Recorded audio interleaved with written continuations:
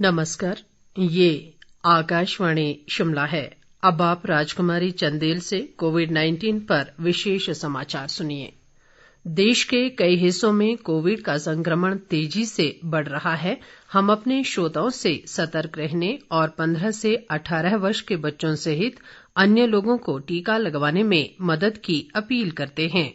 Corona virus का नया स्वरूप ओमिक्रॉन चिंता का कारण है। कृपया सुरक्षित रहने के लिए 3 सरल उपायों का पालन अवश्य करें। मास्क पहनें, 2 गज की सुरक्षित दूरी बनाए रखें, हाथ और चेहरा साफ रखें।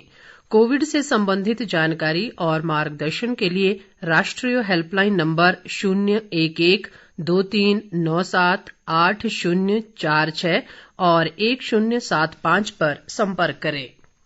अब समाचार विस्तार से।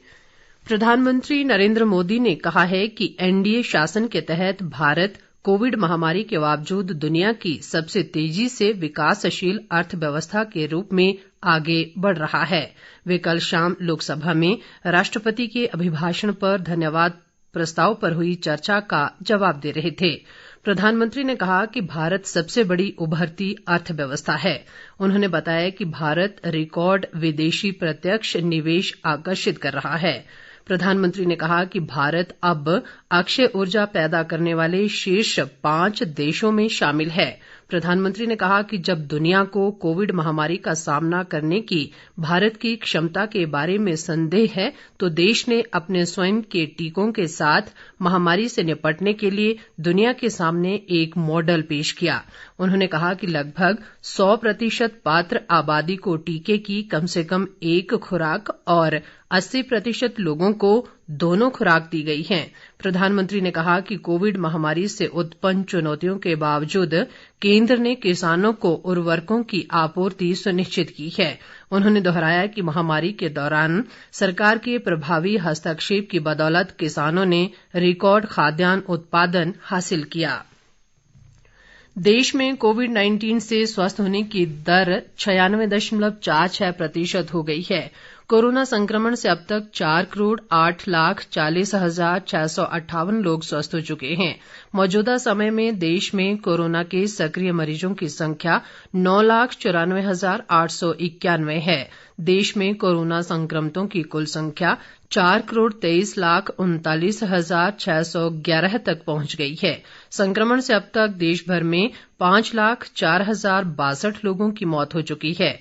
बीते 24 घंटों के दौरान देश में 1,188 लोगों की कोरोना से मौत हुई है, जबकि 1,80,456 संक्रमितों ने कोरोना से जंग जीती। पिछले कल देश में 67,597 नए मामलों की पुष्टि हुई है।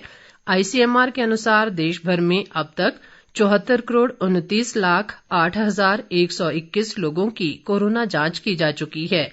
पिछले 24 घंटों के दौरान 13,46,534 कोविड नमूनों की जांच की गई।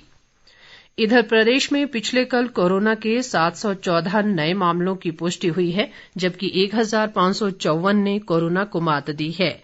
कल कांगड़ा जिला में सर्वाधिक 167, जबकि मंडी में 119, शिमला में 118, हमीरपुर में 80, चंबा में 57, सोलन में 48, बिलासपुर में 46, सिरमौर में 38, ऊना में 18, कुल्लू में 14, किन्नौर में 5 और लाहौल स्पीति जिले में 4 नए मामलों की पुष्टि हुई है।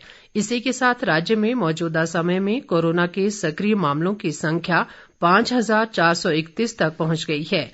प्रदेश में अब तक कुल संक्रमितों की संख्या 2,77,236 तक पहुंच गई है, जिनमें से 2,67,751 स्वस्थ भी हो चुके हैं। प्रदेश में कल कोरोना से 7 लोगों की मृत्यु हुई और इसके साथ ही राज्य में इस महामारी से मरने वालों की संख्या 4,033 तक पहुंच गई है।